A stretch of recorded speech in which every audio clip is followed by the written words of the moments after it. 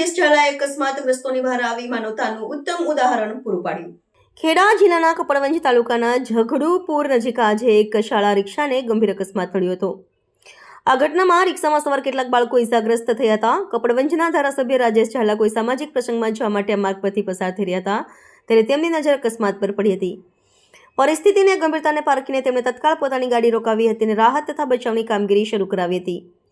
ધારાસભ્ય રાજેશ ઝાલાએ વ્યક્તિગત રસ લઈને તાત્કાલિક ધોરણે ઇજાગ્રસ્ત બાળકોને પોતાની અંગત ગાડીમાં બેસાડીને સારવાર માટે નજીકની હોસ્પિટલમાં ખસેડ્યા હતા।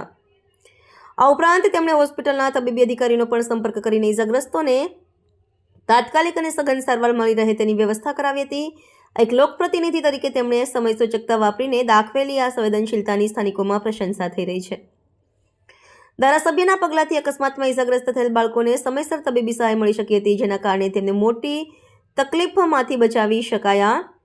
આ ઘટનાએ જનપ્રતિનિધિ અને પ્રજા વચ્ચેના સેતુની ભૂમિકાને વધુ મજબૂત બનાવી છે। અત્રે ઉલ્લેખનીય છે કે હોસ્પિટલમાં પણ ધારાસભ્યને વ્યવસ્થા સંભાળી હતી અને ઇજાગ્રસ્તોની સ્થિતિ વિશે પૂછપરછ કરી હતી।